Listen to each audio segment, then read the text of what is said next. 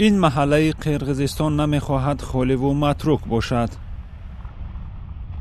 انلیچک در نزدیکی مرز چین امیدوار است آباد می شود. این دهه دوردست فقط یک راه دارد. در تابستان و زمستان اینجا کار زیاد است. سنگ ها در راه می ریزند. ترمه می آید.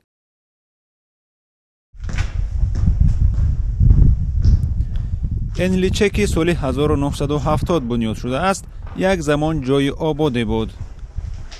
Кроме работы у них ничего не было. Здесь ничего не было. Все остановился. مردم در اینجا کار داشتند. بعد همه چیز از بین رفت. بسیاری از مردم به روسیه و قزاقستان و دیگر کشورها رفتند.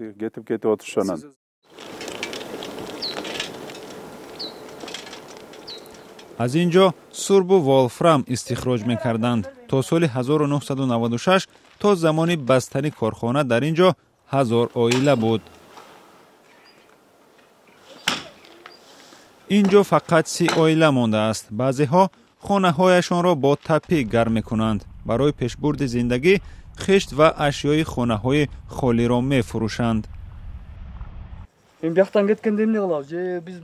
ما از اینجا رفته چیکار میکنیم؟ والدان ما از زمان شوروی اینجا بودند.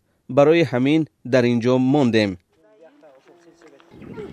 یک شرکت چینی می‌خواهد استخراج کان انچلیک را از سر بگیرد، اما مردم زیاد خوشبین نیست. برنامه آنها دیگر است و رشد سیاحی. آنها می‌خواهند سیاحان و کوهنوردان را به اینجا جلب کنند چون جای دیدنی است.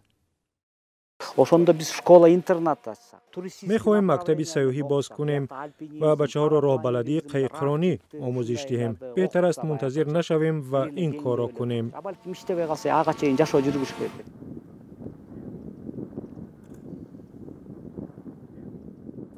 استفاده از زیبایی طبیعت انچلیک می‌تواند راه برای آبادی محله باشد.